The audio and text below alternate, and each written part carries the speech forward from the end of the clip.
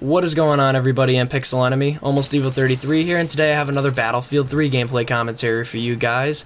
Today I'm playing some Rush on Operation Metro, and I know it's a Metro Rush game on console, dislike, unsub, fake, and gay, but no, seriously, this is some really good gameplay that I think you guys are going to enjoy. I went on a really good kill streak at the beginning, and I literally PTFO'd all the way through this round, so sit back, relax, and enjoy the gameplay. Now what I'm here to talk about today is the breakdown of all the next generation platforms, because I think in reality, from what I've seen across the internet so far, there really hasn't been a fair and unbiased review of the three platforms head to head, because it seems like every reviewer has a bias towards one platform and their fanboys are running rampant again, as expected, just like they do with every release of a new Battlefield or Call of Duty game. They run with the release of a new console or next generation platform. So I'm here today just to give you guys a clear-cut breakdown of the platform. So this is the real deal.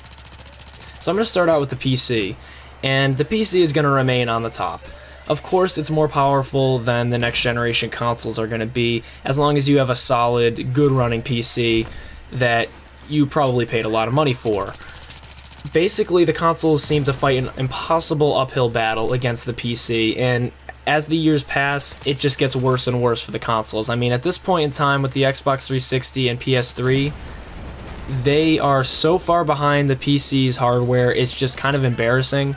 In reality, I mean, the textures of, let's say, Battlefield 3, we'll use as an example, are just so much weaker on console. They are so distorted and blurry, and it's almost a completely different experience. When you pick up the game on PC, it looks so different. And YouTube doesn't even kind of show it. You need to actually play the game to understand, I think. But whatever the case may be, I feel like we kind of need to have a new upgrade in the console hardware because they are so behind right now. It's just crazy, and Battlefield 4 is going to be such a demanding game, so I think the upgrade came at a good time. But anyway, with the Xbox One and the PS4 that are now coming out, I think these consoles are strong enough to at least compete with the PC for at least the next couple of years before the PC pulls way ahead again in the graphics and gameplay features department. So I think we'll be okay for a couple years, but in general, they're just going to be weaker all around. It's been said so far that the Xbox One and PS4, their graphics are compared to about a PC running on medium settings for, say, Battlefield 4. So that's actually not too bad, and it's very comparable because there are a lot of people that don't run Battlefield 3 on Ultra and that aren't going to be able to run Battlefield 4 on Ultra. I mean, some people will, and that's great, but there are plenty of people that aren't going to be able to do that on PC, so that's pretty cool that the consoles will be able to compete with those types of players in terms of the graphics. So before I go any further, I just want you guys to keep two things in mind. First of all, I'm going to be purchasing an Xbox One this fall, and second, this is a completely unbiased review of the two consoles because I'm going to get into hardware now. And I'm not going to go too in-depth because I don't know a ridiculous amount in-depth, but I don't want to present you guys any false information or anything, so I'm going by what I know for certain. And it's going to be as unbiased as possible until the very end when I talk about why I prefer the Xbox One over the PS4 right now. So, this is kind of proven that I'm not very biased because I went through a phase since the next generation consoles were announced that I was going to get every single one.